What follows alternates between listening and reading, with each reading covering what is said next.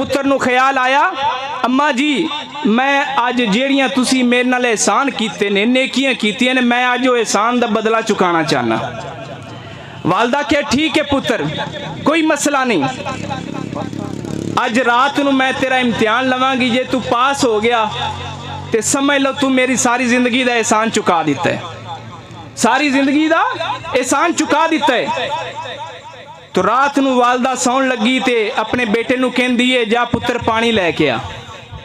पानी एक बारी पुत्र लैके आ गया, दूसरी बार हुई तो कहंदी है जा पुत्र पानी लैके आ, दूसरी बार भी पानी लैके आ गया,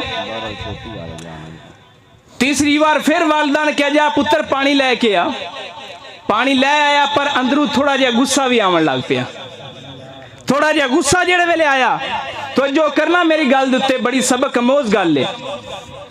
3 बार पानी सदाया, तीसरी बार जिले पानी मंगा के अपने पुत्र दी एक सैर दे उत्ते डोल दिता।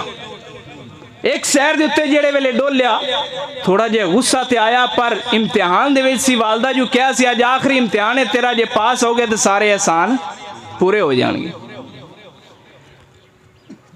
वालदा ने क्या जा दोबारे पानी लैके आ, दोबारे पानी लैके आंदा गया तो वालिदा ने दूसरे पासे भी डोल छड़िया।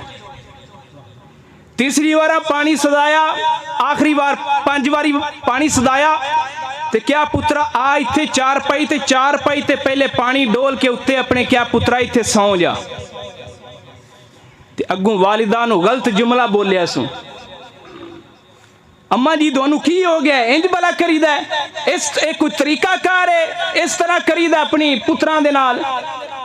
तो अम्मा बोल पई, अम्मा कहंदी है ओ जरा ओ वक्त याद कर, 9 महीने तेनू पेट च रखे, पेट च आवन तो बाद जिस वेले तेनू मैं आदे सीने ते सवांदी सा ते नींदर नहीं सी आंदी, सीने ते सवांदी सा तू मेरे उत्ते पेशाब कर देंदा हुंदा। ओ वक्त याद कर, अज तेरे ते पानी डोल पे ते फट बोल पे। तो फिर वालिदा क्या अगली गल सुन जरा, जिस वेले तेन मैं पानी ते सवान लगी जरा वो वक्त याद कर, एक सैर दे उत्ते तू सुता हुंदा से, पेशाब करदा से ते मैं तेरी गिल्ली जगह ते सौंदी हुंदी सा ते तैनू मैं सुक्की जगह ते सवांदी हुंदी सा, तैनू ओ वक्त याद नहीं आया, अज वो वक्त याद कर।